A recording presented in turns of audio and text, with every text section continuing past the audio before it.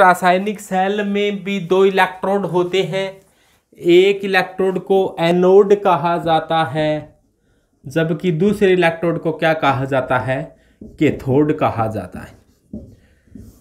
Anode पर सदैव, anode होता है उस पर सदैव ऑक्सीडेशन की घटना घटती है। एनोड पर सदैव ऑक्सीडेशन की घटना घटती है, जबकि कैथोड पर सदैव रिडक्शन की घटना घटती है। ऑक्सीडेशन का अर्थ ऑक्सीकरण है, और ऑक्सीकरण में इलेक्ट्रॉन त्यागे जाते हैं। तो एनोड पर सदैव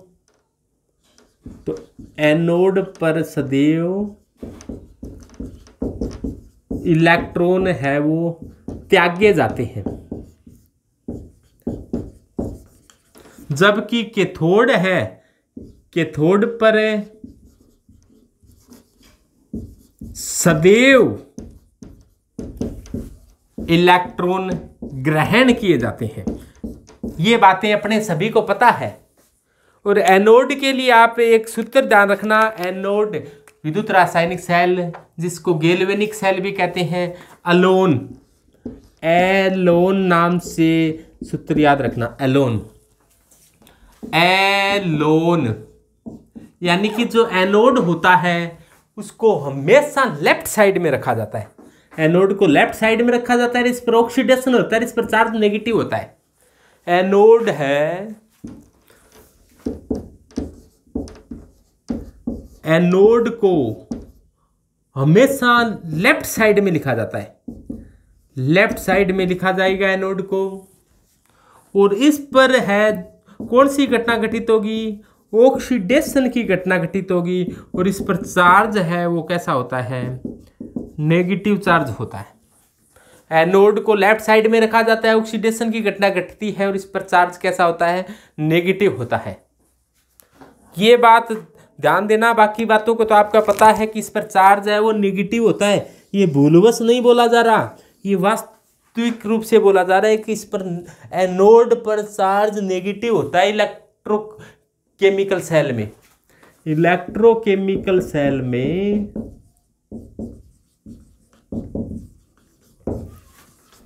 एनोड होता है वो नेगेटिव होता है। एनोड पर सदैव ऑक्सीडेशन होता है, इलेक्ट्रॉन त्यागे जाते हैं। कैथोड पर सदैव रिडक्शन होता है, यानी कि इलेक्ट्रॉन ग्रहण किया जाता है। ऑक्सीडेशन का अर्थ ऑक्सीकरण से है, रिडक्शन का अर्थ है अपचयन से है। तो इसमें एनोड है वो जिंक का बना होता है।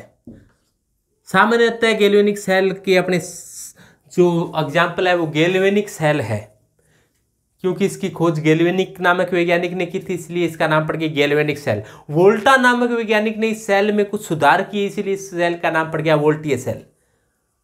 और आजकल इसका सुधरा हुआ रूप आता है डेनियल सेल। डेनियल सेल आप सभी प्रैक्टिकल के रूप में आप काम में लेते हो। डेनियल सेल क्या होता है उसी के बारे में अपने विचार करते हैं। तो इसमें जो एनोड होता है वो जिंक का बना होता है, जबकि कैथोड होता है वो कॉपर का बना होता है।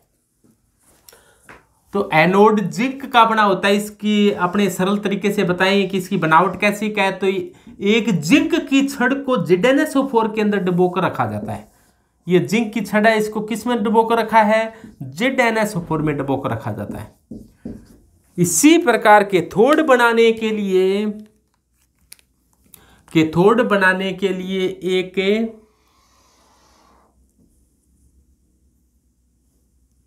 कॉपर की छड़ है। ये रही कॉपर की छड़, उसको क्या किया जाता है? कॉपर सल्फेट के विलयन में डुबोकर रखा जाता है। तो सबसे पहले तो आपको बताएं विद्युत रासायनिक सेल क्या करेगा। ये केमिकल एनर्जी है, जो केमिकल एनर्जी है उसको इलेक्ट्रिक एनर्जी में बदलेगा। ये केमिकल एनर्जी को इलेक्ट्रिक एनर्जी में बदलने वाला है, इसीलिए इसका संबंध है वो बाहर किसी सेल से करने की जरूरत नहीं, क्योंकि ये सेल तो खुद है, ये खुद विद्युत बनाएगा। इलेक्ट्रिक बनेगी तो यहाँ पर क्या लगा सकते हो आप, कोई बल्ब लगा सकते हो, कोई हीटर लगा सकते हो, कोई पंखा लगा सकते हो, यानी कोई भी प्रतिरोध लगा सकते हो जिससे अपने पंखा लगा दोगे तो पंखा चलेगा, बल्ब या एलईडी लगा दोगे तो वो जलेगी। तो यहाँ पर कोई प्रतिरोध, मान लो कि मैंने कोई एक बल्ब लगाया है यहाँ पर ताकि अपनी धारा बहेगी, तो ये बल्ब कैसा होगा, प्रकाशमान होगा।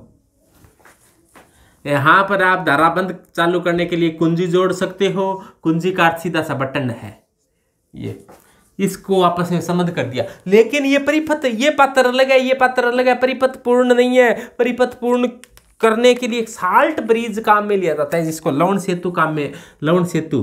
तो लवण सेतु एक यू आकार की नली होती है, इस प्रकार की नली होती है लवण सेतु, जिसको अपने साल्ट ब्रिज कहा जाता है। साल्ट ब्रिज एक उल्टे यू आकार की नली, यहां पर तो ये सीधा यू आकार की नली है, इसके अंदर कुछ पेस्ट वगैरह भरकर है और इसको उल्टा इसके ऊपर लगा दिया जाता है, इसलिए ये बन गया एक सेतु। सेतु जोड़ने वाले को सेतु कहा जाता है। और ये दोनों, ये भी लवण है, ये भी साल्ट का सॉल्यूशन है और ये भी साल्ट का सॉल्यूशन है। तो दो साल्ट के सॉल्यूशन को जोड़ने वाले को क्या कहा जाता है, लवण के विलयन को जोड़ने वाले को क्या कहा जाता है, लवण सेतु।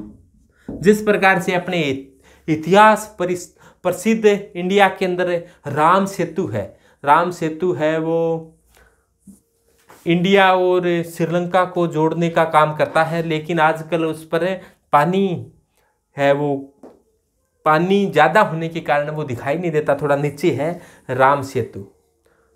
इसी प्रकार से दो एनोड व कैथोड को जोड़ने के लिए लवण सेतु बनाया है। लवण सेतु बनाने के लिए अकीर्य साल्ट काम में लिए जाते हैं, अकीर्य साल्ट काम में लिए जाते हैं, जैसे KNO3 है, NH4NO3 है, यानी कि कुछ अकीर्य साल्ट KCN है। ऐसे अकीर्य साल्ट को एक सवाल होता है अगार अगार, एक सवाल होता है अगार अगार, जिसको अगर अगर बोल देते हैं। अगर अगर नामक कोई एल्गी है उसके साथ, अगर अगर नाम का कोई एल्गी है उसके साथ इसका पेस्ट बनाकर इसमें भर दिया जाता है। भरकर इसके क्या लगा दी जाती है, यहाँ पर रुई लगा दी जाती है और इसको पकड़कर फिर उल्टा लगा दिया जाता है। रुई इसीलिए लगाते हैं कि ये साल्ट का जो विलयन है, जो साल्ट ब्रिज है, साल्ट ब्रिज में जो साल्ट भरे हुए वो यहाँ पर रुई लगी होने के कारण ये बाहर ना आए, नहीं तो अपने भरा और ये अपने जैसे उल्टा करेंगे तो बाहर निकल जाएगा, तो इसलिए यहाँ पर रुई लगा दी जाती है। और यहाँ पर ZnSO4 का विलयन भरा हुआ है और यहाँ पर कॉपर सल्फेट का विलयन भरा हुआ है, जल के अंदर मिलाकर एक तरफ ZnSO4 भर दिया और एक तरफ कॉपर सल्फेट भर दिया।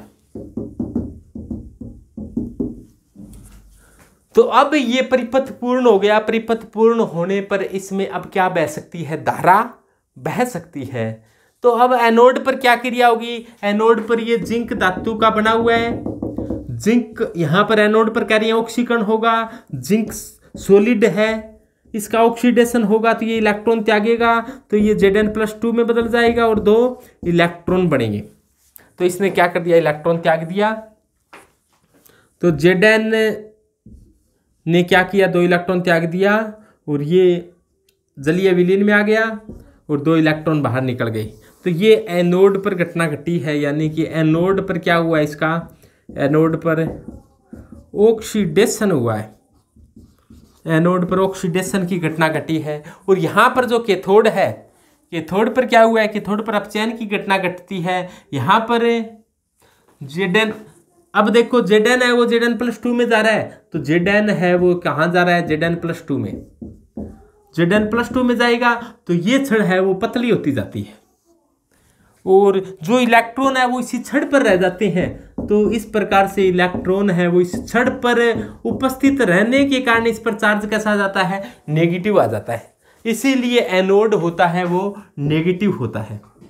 और इसमें क्या होगा, ये कॉपर सल्फेट टूटेगा, कैसे टूटेगा, Cu+2 में बदलेगा और क्या बनेगा साथ में SO4-2 बनेगा। अब देखो ये इलेक्ट्रॉन इधर से ये इलेक्ट्रॉन इधर से जाएंगे, ये जा रहे इलेक्ट्रॉन, और ये जा रहे, और ये इधर से घूमकर इधर आ गए, इधर आएंगे। इधर से आते हुए इलेक्ट्रॉन देखा तो ये कॉपर सल्फेट क्या हुआ, कॉपर सल्फेट का कॉपर+2 था, ये कॉपर+2 इस छड़ के चिपक गया। ये इंतजार कर रहा है इधर से इलेक्ट्रॉन आएगा, क्योंकि इस पर प्लस है और इलेक्ट्रॉन ऊपर क्या है, माइनस है। Cu+2 इसके चिपकने के कारण इस पर चार्ज कैसा गया, प्लस। तो देखो एनोड पर माइनस है, कैथोड पर क्या है, प्लस है। जैसे ये घूम कर ये इलेक्ट्रॉन आए तो Cu+2 ने कहा आओ स्वागत है, आओ स्वागत है। तो Cu+2 जैसे ये इलेक्ट्रॉन आए तुरंत प्रभाव से इन्होंने इसके साथ क्या की, क्रिया की, और Cu बन गया। तो एक तरफ देखो इलेक्ट्रॉन त्यागे जा रही हैं, दूसरी तरफ क्या किए जा रही हैं, इलेक्ट्रॉन ग्रहण किए जा रही हैं। तो इस प्रकार से एनोड पर ऑक्सीकरण हुआ, ऑक्सीकरण में इलेक्ट्रॉन त्यागे गए, और कैथोड पर अपचयन हुआ, अपचयन में इलेक्ट्रॉन ग्रहण किए गए। तो इस प्रकार से एनोड व कैथोड पर ये अभिक्रिया होती है, जिसके कारण कुल सेल अभिक्रिया क्या हुई, इसको समीकरण नंबर 1 मान लो, इसको समीकरण नंबर 2 मान लो। समीकरण 1 व 2 को जोड़ दो, जोड़ोगे तो बाईं तरफ जैसे देखो Zn सॉलिड किस में जा रहा है, Zn+2 में जलीय विलीन में जा रहा है, और Cu+2 किस में जा रहा है, Cu+2 एक्यूएस है, वो किस में जा रहा है, Cu में जा रहा है। तो ये Zn+2 दो इलेक्ट्रॉन त्याग रहा है, तो ये दो इलेक्ट्रॉन क्या कर रहा है, ग्रहण कर रहा है। तो ये दो इलेक्ट्रॉन से दो इलेक्ट्रॉन तो क्या हो जाएंगे, कैंसिल हो जाएंगे एक दूसरे, इतने दो इलेक्ट्रॉन इधर है, दो इलेक्ट्रॉन इधर है। तो कुल मिलाकर ये सेल अभिक्रिया हो गई कि देखो यहाँ पर क्या हो रहा है, Zn है वो दो इलेक्ट्रॉन त्याग कर Zn+2 में जा रहा है। तो ये कौन सी घटना है, ऑक्सीडेशन है। ये एनोड पर ऑक्सीडेशन हुआ है, ऐसा आपको बता दिया कि एनोड पर ऑक्सीडेशन होता है। तो ये Z है जो सॉलिड है वो Zn+2 में जा रहा है, और कैसा है, एक्यूएस में जा रहा है। इसी प्रकार से कैथोड पर क्या हुआ है, जो Cu है, Cu+2 है वो दो इलेक्ट्रॉन ग्रहण कर किस में जा रहा है, Cu में जा रहा है। तो Cu+2 दो इलेक्ट्रॉन ग्रहण कर Cu में जा रहा है। तो ये क्या कर रहा है, इलेक्ट्रॉन का ग्रहण कर रहा है। तो इलेक्ट्रॉनों को जो ग्रहण करने की क्रिया क्या है, अपचयन है। दोनों अभिक्रिया साथ साथ हो रही है, तो ये रिडॉक्स अभिक्रिया है। इस रिडॉक्स अभिक्रिया होने से तो ये सेल है वो काम करना शुरू कर देता है, तो धारा बहने लग जाती है। इस धारा का उपयोग आप बल्ब लगा दोगे तो बल्ब जलने लग जाएगा। तो ये है विद्युत रासायनिक सेल का एक एग्जाम्पल, गैल्वेनिक सेल बताया गया है आपको।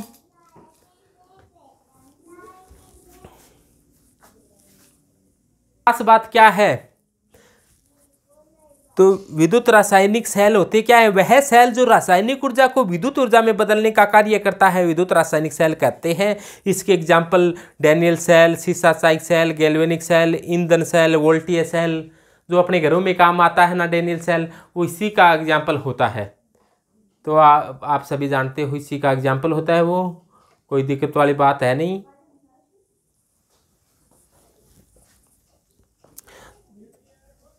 तो इस सेल की खोज है वो गैल्वेनी नामक वैज्ञानिक ने की थी। जैसे आपको बता दिया गैल्वेनी नामक वैज्ञानिक ने की थी, इसीलिए इसका नाम इस गैल्वेनिक सेल पड़ गया। वोल्टा नामक वैज्ञानिक ने इसमें कुछ संशोधन किए, इसीलिए आजकल इसको वोल्टीय सेल भी कहते हैं। इस सेल की बनावट के लिए आपको बता दिया कि दो इलेक्ट्रोड हैं। एनोड बनाने के लिए जिंक की छड़ को ZnSO4 में डुबोया गया है, और कैथोड बनाने के लिए कॉपर की छड़ को कॉपर सल्फेट के अंदर डुबोया गया है। और एनोड पर ऑक्सीडेशन दिखाया गया है, कैथोड पर अपचयन दिखाया गया है, दोनों को एक साथ जोड़ दिया। साल्ट ब्रिज या लवण सेतु बनाने के लिए बताया है कि एक युवाकार की नली लेते हैं, जिसमें निष्क्रिय विद्युत अपघट्य जैसे NH4Cl, KCN, NH4NO3, KCl आदि को अगार अगार के साथ पेस्ट बनाकर भर दिया जाता है, और एनोड व कैथोड पर उल्टा लटका दिया जाता है, और इसके सिरों पर कॉटन यानी कि रुई लगा दी जाती है ताकि ये। तो लवण सेतु का काम क्या है, ये बात बहुत इंपॉर्टेंट है कि लवण सेतु एनोड व कैथोड को जोड़ने का काम करता है, साथ के साथ ये विद्युत की उदासीनता बनाए रखता है। और तीसरा इसका महत्वपूर्ण काम है कि अवरोधी विभव को उत्पन्न होने से रोकता है। अब ये बात आती है कि अवरोधी विभव क्या होता है, इसके बारे में पढ़ेंगे। तो ये दोनों विलयनों को मिलने भी नहीं देता, और एनोड व कैथोड को आपस में जोड़ दिया जाता है। तो एनोड पर ऑक्सीडेशन की घटना होती है, कैथोड पर रिडक्शन की घटना घटती है, कुल सेल अभिक्रिया होती है। तो इस प्रकार से इसमें फिर अपने क्या करेंगे, निर्दिष्ट इक्वेशन लगाकर, निर्दिष्ट समीकरण लगाकर सेल का विद्युत वाहक बल उत्पन्न हुआ है उसको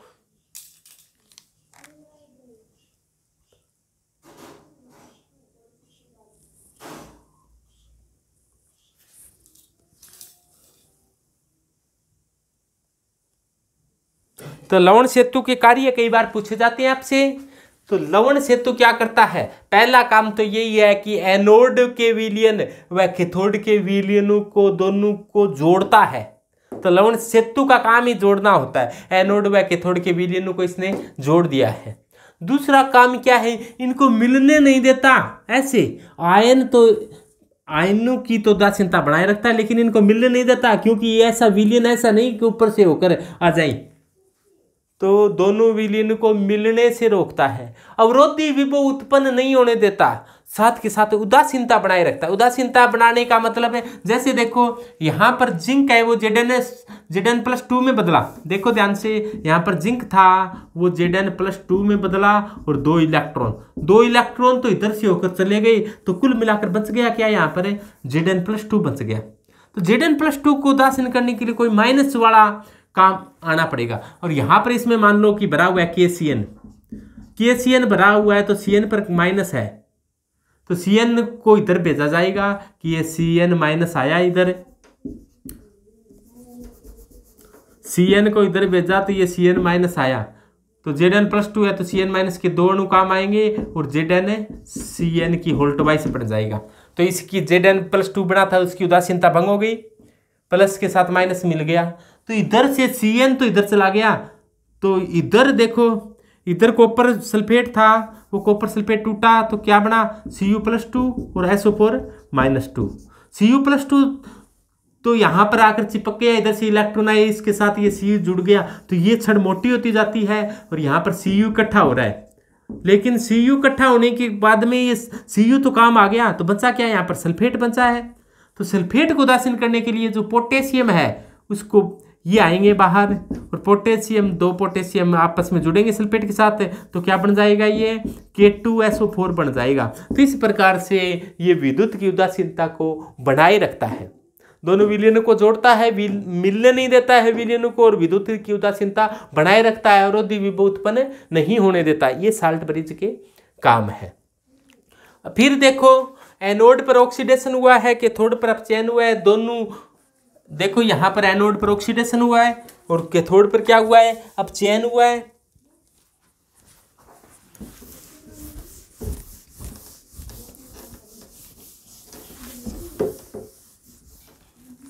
एनोड पर ऑक्सीडेशन हो गया, और कैथोड पर क्या हुआ, Cu+2 किस में बदल गया है, दो इलेक्ट्रॉन लेकर Cu में बदल गया है। तो ये ऑक्सीडेशन है, ये रिडक्शन है, इन दोनों को आपस में जोड़ दो। ये जलीय विलयन में इसलिए एक्यूएस लगा देते हैं, ये सॉलिड के रूप में बन रहा है, तो इनको जोड़ोगे तो क्या बना, Zn और Cu+2 एक्यूएस है, प्लस है दो इलेक्ट्रॉन, यानी कि इधर इधर वाले सौदे को जोड़ दिया है, और इधर वाले को जोड़ दो, Zn+2 एक्यूएस और Cu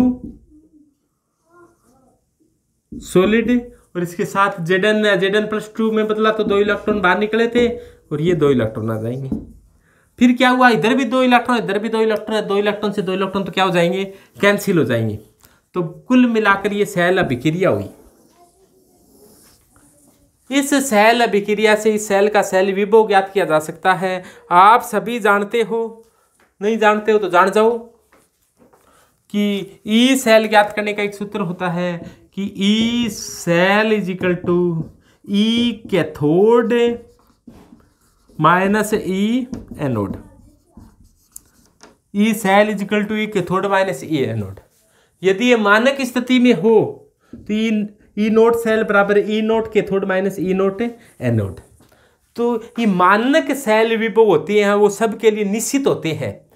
जैसे एनोड यहाँ पर जिंक का है तो जिंक का मानक सेल विभव निश्चित होता है, मानक इलेक्ट्रोड विभव निश्चित होता है। आपने जैसे विद्युत रासायनिक सीरीज, इलेक्ट्रोकेमिकल सीरीज पढ़ी होगी। इलेक्ट्रोकेमिकल सीरीज में आपको बताया गया है कि लिथियम का -3.05 होता है इलेक्ट्रोड विभव। जैसे आपकी यहाँ पर जिंक है, जिंक का होता है -76 -0.76 होता है। और ये जैसे कॉपर है, कॉपर का होता है +0.34। कॉपर का जो मानक अपचयन विभव है, कॉपर +2 यदि कॉपर में जाएगा तो इसका अपचयन विभव होता है +0.34। और जिंक का अपचयन विभव होता है Zn+2, यदि Zn में जाएगा तो इसका अपचयन विभव होता है वो -0.76 होता है। तो ये निश्चित होते हैं। तो ये इस मान से E0 सेल निकाला जा सकता है। और E0 सेल का उपयोग यदि नेनस्ट इक्वेशन में कर दिया जाए तो आगे पढ़ेंगे अपने नेनस्ट इक्वेशन क्या होती है कि E सेल ज्ञात करना हो तो E0 cell -0.0591/n log base 10 product बटे रिएक्टेंट। तो प्रोडक्ट की सांद्रता में रिएक्टेंट की सांद्रता, तो ये प्रोडक्ट यहाँ पर ये है, रिएक्टेंट यहाँ पर ये है। सॉलिड की सांद्रता को इकाई माना जाता है, तो प्रोडक्ट यहाँ पर Zn+2 है, तो आप क्या लिख दोगे, यहाँ पर Zn+2 की सांद्रता आएगी। और रिएक्टेंट क्या है, यहाँ पर Cu+2 है, तो यहाँ पर क्या ले लोगे, Cu+2 की सांद्रता ले लोगे। तो इस प्रकार से ये नेनस्ट इक्वेशन के अंदर ये मान रखकर आप उत्तर प्राप्त कर सकते हो। नेनस्ट इक्वेशन के बारे में सभी जानते हो, थोड़ा सा देखो नेनस्ट इक्वेशन क्या है। नेनस्ट नाम के वैज्ञानिक ने एक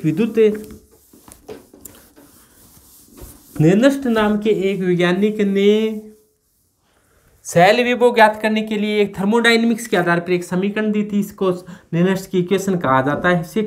ये समीकरण क्या है कि किसी सेल का सेल विभव ज्ञात करना हो तो E0 सेल, उस सेल का मानक सेल विभव माइनस RT/NF ln प्रोडक्ट बटे रिएक्टेंट, ये थी। किसी सेल का सेल विभव तो E0 सेल में से RT/NF ln प्रोडक्ट बटे रिएक्टेंट।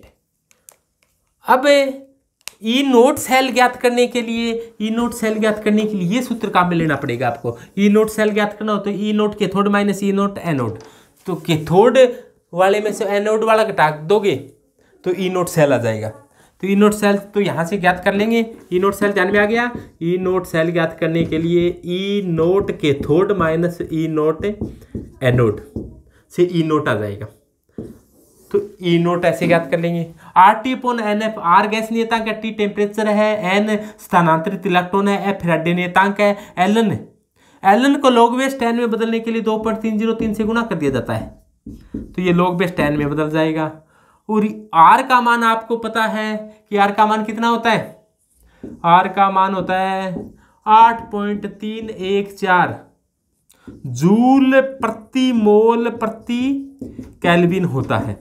तो R का मान पता है। T यहाँ पर टेम्परेचर 25 डिग्री सेंटीग्रेड लेना होता है, यानी कि 298 केल्विन लेना होगा, 298 केल्विन। तो R का पता है, T का पता है, फैराडे नियतांक अभी पढ़ा, फैराडे नियतांक का मान 96,487 होता है। तो ये मान इसके अंदर रख कर हल करते हैं तो ये आता है। तो इसको विस्तार से आगे पढ़ेंगे, आपको घबराने की जरूरत नहीं है, मोटा मोटा बता रहा हूं मैं। तो ये मान आएगा 0.0591/n log प्रोडक्ट बटे रिएक्टेंट। तो इस सूत्र के अंदर मान रखकर उत्तर प्राप्त कर लेंगे। ये सभी बातें आगे आएगी, अभी आपको मोटा मोटा आइडिया बताया है। अब देखो यहाँ पर n स्थानांतरित इलेक्ट्रॉन है, और स्थानांतरित इलेक्ट्रॉन कितने हो रही है, इसने 2 इलेक्ट्रॉन त्यागे, इसने 2 इलेक्ट्रॉन ग्रहण किए हैं, तो n का मान क्या रखोगे यहाँ पर इस सूत्र में 2। प्रोडक्ट क्या है यहाँ पर, प्रोडक्ट जिंक Zn+2 है, रिएक्टेंट कॉपर +2 है, और जो सॉलिड है उसकी सांद्रता को 1 मानना है अपने को। तो Zn की सांद्रता है वो 1 माननी है, कॉपर की सांद्रता है तो 1 माननी है। जब तक आवेश नहीं है ना उसको 1 मान लेना है। या आप ऐसे ध्यान रखो कि आयन को ही लिखते हैं, सॉलिड को इस सूत्र में लिखना अच्छी बात नहीं है। सॉलिड को इस सूत्र में लिखना, वेग वाले सूत्र में और ये सेल विभव वाले सूत्र में सॉलिड को लिखना अच्छी बात नहीं है।